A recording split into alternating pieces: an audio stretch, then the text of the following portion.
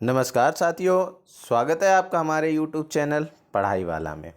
तो जैसा कि आज हम आपके लिए टॉप 5 इम्पोर्टेंट क्वेश्चंस लेकर आए हैं, जो हमारी सीरीज़ चल रही है टॉप 5 इम्पोर्टेंट क्वेश्चंस की। तो उसी के अंतर्गत उसी को आगे बढ़ाते हुए आज के यह बेहद ही ख़ास 5 क्वेश्चंस हैं जो कि हमारे परीक्षाओं में पूछे जाते हैं। तो बिना किसी देरी के चलिए स्टार्ट करते हैं। अपना पहला क्वेश्चन आज का देखिए। आज का हमारा क्वेश्चन क्या कह रहा है कि इनमें से कौन सा अध्यापक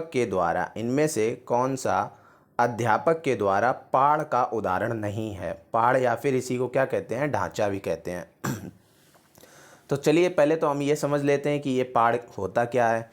पाढ़ एक यह चीज़ होती है, जैसे जब कोई छात्र किसी चीज़ को सीखते हैं तो उसमें क्या होती है, समस्या होती है छात्रों को सीखने में।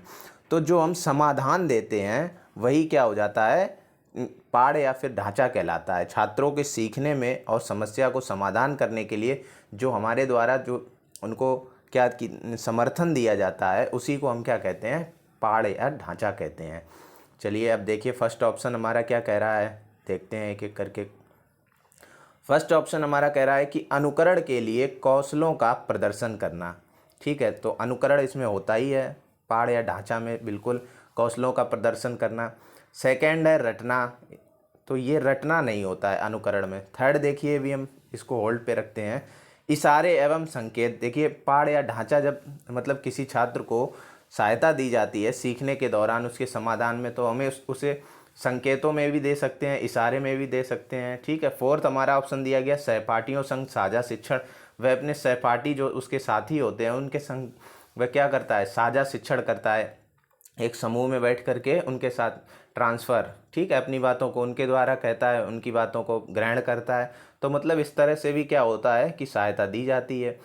तो ये इसमें भी हो गया। ये रटना वाला जो ऑप्शन है ये आपका सही हो गया, इसमें रटना वाला ऑप्शन सही हो गया, क्योंकि इसमें पूछा जा रहा है आपसे, देखिए यहाँ पर कि पाढ़ का उदाहरण नहीं है। तो जो नहीं उदाहरण है वह रटना है। रटना उदाहरण हमारा पाढ़ के अंतर्गत नहीं आता। मतलब पाढ़ में तो छात्रों के समाधान के लिए क्या दिया, समस्या के लिए क्या किया जाता है, समाधान दिया जाता है। ठीक है, नेक्स्ट हम देखते हैं दूसरा क्वेश्चन। देखिए क्या कह रहा है, बहुत ही प्यारा क्वेश्चन है कि अनुपमा अपनी कक्षा में विज्ञान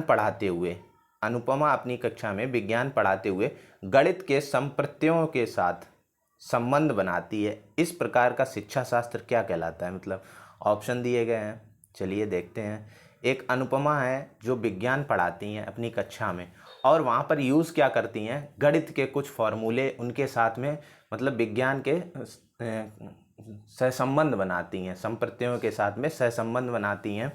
तो इस प्रकार का शिक्षा शास्त्र हमारा क्या कहलाता है। अब देखिए यहाँ पर पहले आप यही समझ लीजिए कि जब आप फिजिक्स पढ़ते हैं, ठीक है, 11th क्लास में या फिर 12th क्लास में, तो क्या होता है वहाँ पर मोस्टली यूज़ किए जाते हैं गणित के फॉर्मूले, आपने देखा होगा।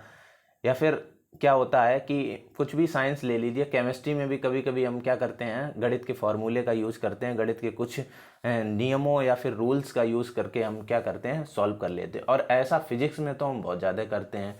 तो यही यहाँ पर क्वेश्चन पूछने का तात्पर्य है। तो ये क्या करता है, इस प्रकार का शिक्षा शास्त्र क्या करता है, ज्ञान के अर्जन में रुकावट उत्पन्न करता है। क्या जो आप ज्ञान को ग्रहण कर रहे हैं, अर्जन का मतलब ग्रहण करना, तो जो ज्ञान आप ग्रहण कर रहे हैं उसमें क्या किसी प्रकार का रुकावट देगा यह? जी नहीं, बिल्कुल भी रुकावट तो उत्पन्न करेगा ही नहीं। और यहाँ पर एक चीज़ यह भी देख लीजिए कि रुकावट क्या होता है, निगेटिव वर्ड होता है, और हमको निगेटिव लेना ही नहीं है, तो यहाँ पर रुकावट उत्पन्न नहीं करेगा। फिर सेकंड देखिए क्या कह रहा है कि अधिगम में रुकावट उत्पन्न करेगा, इसमें भी आ गया रुकावट। तो रुकावट हमको लेना ही नहीं है, क्योंकि यह छात्रों के बोझ को बढ़ाएगा, गलत बात है बिल्कुल। थर्ड ऑप्शन देखिए हमारा क्या कह रहा है कि छात्रों में भ्रांतियों को बढ़ावा देगा। तो भ्रांतियों का मतलब क्या होता है, शक या संदेह। ठीक है, शक संदेह करना यह क्या होता है, एक तरह की भ्रांति होती है। तो छात्रों में क्या यह भ्रांतियों को बढ़ावा देगा? जी नहीं, बिल्कुल भी नहीं है। छात्रों में किसी प्रकार की भ्रांति को बढ़ावा नहीं देगा, क्योंकि वहाँ पर छात्र को एंजॉय करेंगे, सीखेंगे। क्योंकि जैसे गणित विज्ञान सीखते हुए वह गणित के संप्रत्ययों का यूज़ करती हैं, कहीं कहीं फॉर्मूले आपको बताती हैं कि बेटा ऐसे नहीं, इस तरह से आपको ये करना है, उसमें यूज़ करा रही हैं। तो वह भ्रांतियों को कहाँ बढ़ावा देगा। फोर्थ ऑप्शन देखिए क्या कह रहा है कि अधिगम के स्थानांतरण। स्थानांतरण तो हो रहा है, ट्रांसफ़र तो हो रहा है अधिगम सीखने का, और अंता विषयात्मक अधिगम को बढ़ावा देगा। अंता विषयात्मक का मतलब ये होता है कि एक सब्जेक्ट पढ़ाया जा रहा है आपको और उसी से रिलेटेड मतलब उसका यूज करके दूसरे सब्जेक्ट का यूज उसमें किया जा रहा है और उसको भी समझाया जा रहा है उसी के अंतर्गत। तो यह बिल्कुल सही ऑप्शन है कि अधिगम के स्थानांतरण और अंता विषयात्मक अधिगम को क्या करेगा, यह बढ़ावा देगा। जी हाँ बिल्कुल। थर्ड देखिए क्वेश्चन हमारा क्या कह रहा है, यह भी बहुत बार पूछा गया है परीक्षाओं में, सी टेट में पूछा गया, टेट में पूछा गया, बिहार टेट और हरियाणा टेट। श्याम पट पर लिखते समय सबसे महत्वपूर्ण बात क्या है? श्याम पट पर लिखते समय, ये डीएलएड बीएड में भी बहुत बार पूछा जाता है कि श्याम पट पर लिखते समय आप जो ब्लैक बोर्ड पर लिख रहे हैं उस टाइम पर आपके लिए सबसे महत्वपूर्ण चीज़ क्या होती है? अच्छी लिखावट, लेखन में स्पष्टता, बड़े अक्षरों में लिखना और लास्ट आपका दिया गया छोटे अक्षरों में लिखना। तो देखिए अच्छी लिखावट तो इंक्लूड होना ही चाहिए, ठीक है, अच्छी लिखावट होनी चाहिए। बड़े अक्षरों में लिखना यह कोई ज़रूरी बात नहीं है, तो यह गलत हो गया। छोटे अक्षरों में लिखना यह भी कोई ज़रूरी बात नहीं है कि आप छोटे ही अक्षरों में लिखिए, आपकी मनमर्जी हो वैसे आप लिखिए। लेखन, सबसे जो इम्पॉर्टेंट चीज़ है, सबसे महत्वपूर्ण चीज़ है, वह है लेखन में स्पष्टता आपकी होनी चाहिए। अच्छी लिखावट इसी के अंतर्गत आ जाती है और हमको क्या 90% हमको ऐसा ऑप्शन चुनना होता है जो उसके अंदर एक दो ऑप्शंस को इंक्लूड कर रखा हो, एक दो चीज़ों को इंक्लूड कर रखा हो। तो ये अच्छी लिखावट को अपने आप इसमें इंक्लूड कर रखा है। और दूसरी क्या है, लेखन में स्पष्टता बहुत ज़रूरी है, यही सबसे इम्पोर्टेंट है, ठीक है। तो चलिए आगे बढ़ते हैं नेक्स्ट क्वेश्चन पर अपना। नेक्स्ट क्वेश्चन हमारा क्या कह रहा है कि बच्चों की जिज्ञासा शांत करनी चाहिए। बच्चों की जिज्ञासा शांत करनी चाहिए। किस प्रकार शांत करनी चाहिए? देखिए, जब शिक्षक फुर्सत में हो, तो भाई साहब जब टीचर अगर फुर्सत में होगा तभी क्या बच्चों को बुलाएगा, आ जाओ बेटा अब हम समझा देंगे तुमको। जी नहीं, यह एक निगेटिव पॉइंट हो गया। बच्चों की जिज्ञासा पता चले जिज्ञासा कक्षा के दौरान हुई थी और जब टीचर को फुर्सत है 1 दिन बाद 2 दिन बाद, तो यह एक क्या है, रॉन्ग मैसेज है बिल्कुल। जब विद्यार्थी फुर्सत में हो, जब विद्यार्थी फुर्सत में बैठा हो तब आप बुलाएंगे, आ जाओ बेटा आपकी क्या प्रश्न था, ये है वो है। ये भी एक निगेटिव पॉइंट है क्योंकि छात्र अब 2 दिन बाद फुर्सत में बैठा हुआ है, उस दिन नहीं दूसरे दिन फुर्सत में बैठा हुआ है, तब तक जो उसकी जिज्ञासा थी, जानने की क्यूरियोसिटी थी, वह क्या हो चुकी, समाप्त तो हो गई होगी, ठीक है, या फिर वह इंटरेस्टेड नहीं होगा उस चीज़ में। जिस टाइम जिज्ञासा होती है तो जिज्ञासा को उसी समय क्या करना चाहिए, तत्काल उसकी जिज्ञासा को शांत करना चाहिए। कुछ समय के पश्चात, यह भी ऑप्शन हमारा क्या हो गया, कुछ समय के पश्चात भी उसकी समस्या को नहीं सॉल्व करना चाहिए। तत्काल जब विद्यार्थी द्वारा, देखिए जब जिज्ञासा उत्पन्न हुई है तो तत्काल जब विद्यार्थी द्वारा जिज्ञासा की गई है, जब ही जिज्ञासा की गई है तो तत्काल उसको क्या करना चाहिए, तत्काल ही उसका सॉल्यूशन दे देना चाहिए, उसकी जिज्ञासा शांत हो जाएगी और वह उसे समझ में भी आ जाएगी, ठीक है।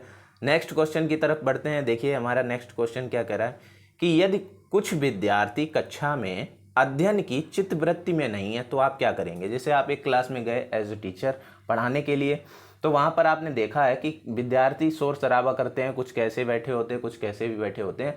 तो वही एक चीज़ प्रश्न आया है कि विद्यार्थी कक्षा में अध्ययन की चित्तवृत्ति में मतलब पढ़ने के मूड में बिल्कुल भी नहीं है, तो आप क्या करेंगे, उन्हें अध्ययन के लिए बाध्य करेंगे। ये तो एक कितना निगेटिव पॉइंट हो गया। अगर आप टीचर हैं तो उन्हें अध्ययन के लिए बाध्य करेंगे, नहीं पढ़ो बेटा पढ़ो, चलो हम पढ़ाने आए हैं, आपको पढ़ना ही है, इस तरह से क्या अध्ययन के लिए बाध्य करेंगे? बिल्कुल गलत, रॉन्ग मैसेज हो गया यहाँ पर। सेकंड ऑप्शन हमारा देखिए क्या कह रहा है, उन विद्यार्थियों को कक्षा छोड़ने के लिए कहेंगे, उन विद्यार्थियों को यह कहेंगे कि बेटा आपको नहीं पढ़ाया जाएगा, आप कक्षा छोड़ दीजिए, जो पढ़ने में चित्तवृत्ति नहीं रखते हैं, जिनका मूड नहीं है पढ़ने के लिए, तत्काल कक्षा को छोड़ दें। यह भी एक निगेटिव पॉइंट है, आप बिल्कुल भी ऐसा नहीं करेंगे। उन्हें चेतावनी देंगे कि वे अवश्य अध्ययन करें, नहीं तो आप प्रधानाचार्य को सूचित करेंगे। तो आप किसी प्रकार की चेतावनी भी नहीं करेंगे, ठीक है, ना ही उनको बाध्य करेंगे इस चीज़ के लिए कि नहीं हम शिकायत कर देंगे प्रधानाचार्य से। प्रधानाचार्य क्या करेंगे, वहाँ पर चित्तवृत्ति बच्चों की नहीं है तो आपके अंदर पोटेंशियल होनी चाहिए इस चीज़ की। फोर्थ ऑप्शन देखिए हमारा क्या कह रहा है कि उन्हें उनकी रुचि अथवा आप अपने विषय के अनुसार रुचिपूर्ण चीज़ें बताइए। जी हाँ बिल्कुल यही ऑप्शन हो गया कि देखिए कक्षा में अगर विद्यार्थियों की चित्तवृत्ति मतलब अपनी चित्तवृत्ति में नहीं है या पढ़ने के मूड में नहीं बैठे हुए हैं, तो सबसे पहले आप जाइएगा क्लास में और उनकी रुचि किस चीज़ में है उस चीज़ को ही लेकर आप पढ़ाइए। किस सब्जेक्ट में उनकी रुचि है, किस चीज़ में थोड़ा बहुत आप क्या करेंगे, उनको बताएंगे, उसी चीज़ के बारे में थोड़ा मोटिवेट करेंगे, फिर अपने टॉपिक की तरफ लेकर के आएंगे धीरे धीरे मोड़ते। देखिए पूरी क्लास का अटेंशन आपकी तरफ ही हो जाएगा। इस तरह से क्या होता है कि पढ़ाने का एक तरीका होता है, अगर बच्चे नहीं भी हैं पढ़ने के मूड में तब भी वो क्या करते हैं, पढ़ने लगते हैं और बहुत ही अच्छे से चीज़ों को समझते हैं जो टीचर उनको बताता है। तो यही ऑप्शन हमारा सही हो गया है कि उन्हें उनकी रुचि अथवा आप अपने विषय के अनुसार, ठीक है, विषय के अनुसार रुचिपूर्ण चीज़ें बताएंगे। जो आपका विषय है उसमें रुचिकर जितनी भी अच्छी अच्छी चीज़ें होंगी, रुचि वाली क्यूरियोसिटी, जानने की इच्छा बच्चों के अंदर जागृत होगी, तो वह क्या क्या करेंगे, उनके अंदर ऑटोमेटिक पढ़ने में क्या हो जाएगी, रुचि जागृत हो जाएगी और वह पढ़ेंगे शांतिपूर्वक कक्षा को बिल्कुल माहौल शांत करके। तो आज के आपने देख लिए इंपॉर्टेंट क्वेश्चंस किस तरह से हमने आपके साथ डिस्कस किए। इसी तरह से लेकर आपके लिए आते रहेंगे टॉप 5 इंपॉर्टेंट क्वेश्चन जो आपके जिस परीक्षाओं के पैटर्न पर आधारित होंगे और पूछे भी जाते हैं। इसी तरह के बहुत ज़्यादा इंपॉर्टेंट क्वेश्चन पूछे जाते हैं हर बार परीक्षाओं से। तो जाने से पहले अगर आपने अभी तक हमारे चैनल को सब्सक्राइब नहीं किया है तो प्लीज़ सब्सक्राइब कर लें, बेल आइकन को प्रेस कर लें जिससे हमारी आने वाली वीडियो सभी आपको प्राप्त हो जाएं।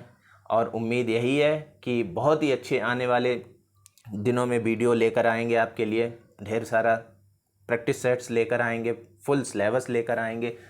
तो धन्यवाद। इसी के साथ